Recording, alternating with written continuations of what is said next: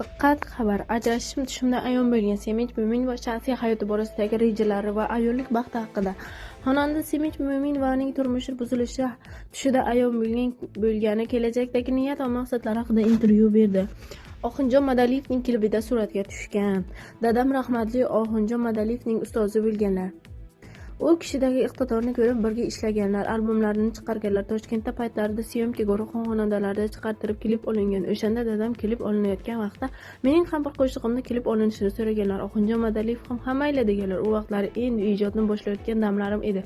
Shunday qilib hovlida men uchun ham klip olindi. Sochlarim ikkita qilib o'rilgan atlas ko'ylakda chiqqanman. Operator unday turing, bunday turing deb bir-ikki kadrlar olyapmiz. Lekin bu kadrlarni o'zimning qo'shig'im uchun deb o'ylaganman. Rahmatli Oxunjon aka ham bu kadrlarni ko'rib yoqtirib kliplariga qo'shgan ekanlar. Asosiy obrazda boshqa qiz suratga tushgan bo'lsa ham umumiy planda men tushgan kadrlarni qo'yib yuborishgan. Bundan mening ham dadamning ham xabarimiz bo'lmagan. Klip tayyor bo'lgandan so'ng dadamga qizingizning suratga tushgan kadrlari chiroyli chiqqan ekan, klipimga qo'shib yubordim degan ekanlar. Kaseta tayyor bo'lgandan keyin ko'rsam ularning qo'shiqlari chiqib turibmanda. Uyalganman, noqulay bo'lgan. U vaqtda buyonmagan ekanman, hatto bir dona lab buyog'idan ham foydalanmabman. Chunki dadam bunga qattiq turib ruxsat bermaslar. So'ng onam sekin-sekin nomiga bo'lsa ham buyonishimga, kamera uchun bu kerakligini aytib dadam ko'ndirganlar. Shuning uchun ham hozir Oxunjon akaning kliplarini ko'rsangiz, umuman makiyajim yo'q. Undan keyin Abdulhay aka Karimovning to'y bola qo'shiqlaridan qora qismini opam ikkimiz ijro etganmiz. Abdulhay aka shirin bola desa, biz shakar bola deb qaytarganmiz. Tailandda suratga olingan klipimga katta mablag' sarfladim. Xonandaning Sevasanmi qo'shig'iga Tailandda klip olindi. Uning so'zlariga ko'ra, syomka jarayonlari uchun 10 kishilik jamoa u bilan jo'nab ketgan. Buning uchun hisob-kitob qilmagan. Bo'lsa-da juda katta mablag' ketganini ta'kidlaydi. Tabiatni, dengizni sevaman. Yam-yashil tabiat, ko'm-ko'k osmon, dengiz bo'yi kadrlarida klip olishni har doim o'ylardim. Qo'shig'im tayyor bo'lgandan so'ng qanday klip olishim kerakligi haqida ko'zimni yumib rosa o'ylardim. Hayolimga faqat tabiat, dengiz kelaveradi. Rejissyorning klip g'oyalari ham o'ylaganimga mos keldi. Shu bilan 5 davrga xos obrazda tabiat manzaralariga syomka qilinadigan bo'ldi. So'ng Tailandga 10 kishilik guruh bilan ketdik. Suratga olish uchun ketgan mablag'ni hali daftarimga tushirib hisoblab chiqmadim.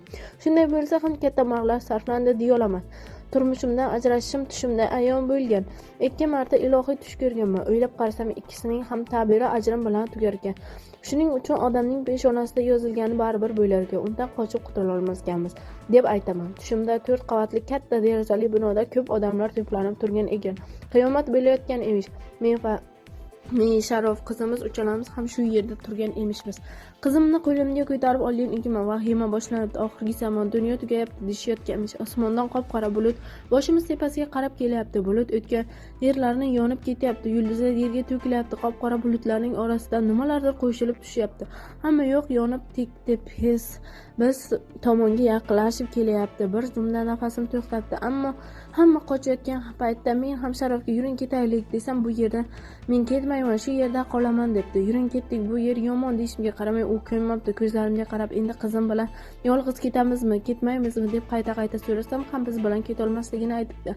Men bu yerda bolamni qoldira olmayman deb Sharofning o'zini qoldirgancha qizimni ko'tarib yig'lab ketibman. Keyinchalik bildimki, bu tushlarimda ajrashishim ayon bo'lgan ekan. Taqdirimdan, hayotimdan har bir kunimdan roziman. Taqdirimdan roziman. Allohimga shukrlar bo'lsin, baxtliman. Asosiysi qalbingizda baxt tuyg'usini his qilishingiz kerakligi. Misol uchun, eringiz bo'lsa, hayotingiz ham qonun qoidasidek yozilgan bo'lsa, ichingizda baxtni his qilmasangiz, mana bu baxtsizlik. Ba'zida izohlarda shunday ayolni baxtsiz qilib ketdiysiz, shunday ayol baxtsiz bo'ldi degan izohlarga ko'zim tushib qoladi. Shu kabi yozib qoldirilgan izohlarni yomon ko'raman. Iltimos bunday demanglar. Allohimga behisob shukr, baxtliman. Sizlar qalbimdan qanday baxt tuyg'usi o'tishini bilmaysizlar-da. U tuyg'uni his qilgan odamgina tushunadi. Meni ilohim baxtimga ko'z tegmasin. Dunyo qarashi to'g'ri kelsa turmushga chiqishga rozilik beraman. Ko'pincha uylanmagan yigitlar, ba'zi ajrashganlar ham sovchi qo'yishadi. O'zim tengi bo'lsa ham mendan kichikroq insonda sovchi kelsa ham uning u insonning dunyoqarashi, fe'l-atvori menga to'g'ri kelsa, u insonga nisbatan iliqlik his qilsam, turmushga chiqishga rozilik beraman. Yosh bo'lsa ham, fikrlashi katta bo'lsa, hayotni tushunadigan, fikrlashi joy-joyida bo'lsa, xo'p deyman albatta. Agar ayoli vafot etgan bo'lsa yoki ajrashgan bo'lsa, unda ham nima sababdan ajrashgan bilishga harakat qilaman. Chunki odatda ayollar yaxshi erdan ajrashishni xohlamaydi. Ayollar ham yaxshi erni qo'yib yuboradigan darajada ahmoq emas, ammo ba'zan xato qilib qo'yadigan, adashadigan ayollar ham bor bo'lishi mumkin. Kechirib bo'lmaydigan ayblarda erkak ajrashgan vaziyatlari ham bo'lishi mumkin. Yigitni dunyoqarashiga qarab tegishi mumkin. Men turmushga chiqadigan erkak haqiqiy erkak bo'lishi kerak. Men uning yonida o'zimni yosh bola his qilishim, unga ishonadigan, suyuna oladigan bo'lishim kerak. Yosh bolacha fikrlab tursa, unga tushuntirish, butun umrim o'tib ketadi. Undan ko'ra hozirgi hayotim juda go'zal. Hozir ham Allohimga shukr, juda baxtliman deydi. Ikkinchi ayol bo'lishlikni tavsiya qilmayman. Xonandaning aytishicha, unga ikkinchi ayollik uchun ham takliflar bo'lib turadi, ammo Sevinch Mo'minova bu takliflarga rozi bo'lmasligini, shuningdek o'zgalarga ham buni tavsiya qilmasligini aytadi. Ikkinchi ayollikni xohlamayman, chunki boshqalarga ham tavsiya qilmayman, chunki bu narsani juda qiyin deb o'ylayman. Birinchidan, men hech narsani birov bilan bo'lisha olmayman va bo'lishkim ham kelmaydi. Ikkinchidan, adolat qilmasa bunday hayotni qabul qilmayman. Alloh ham eplasang adolat qilsanggina shunday qil, bo'lmasa tinchgina bitta ayol bilan shukr qilib yasha deb buyurgan. Hech qachon taqiqqa tushmaganman. San'atdagi faoliyatim, hayotimdagi harakatlarim, raqslarim va yoki yuz mimikalarim uchun hali biror marta chaqirtirilib tanqid eshitmaganman, taqiqqa ham tushmagan va hech qachon bunday holatlar bo'lmagan. Menda san'atimni doim to'g'ri tushunishgan va har bir marta litsenziyamni olib qo'yishmagan. O'zim haqimda zapretga tushibdi, litsenziyasini olib qo'yishibdi degan mishmishlarni eshitganman, lekin hamisha litsenziyam bo'lgan va zapretga tushmaganman. Gap qaytarmaganimiz uchun tanbeh eshitganmiz. Onam qaynonangizni mendan ham ko'proq yaxshi ko'ringlar dedilar.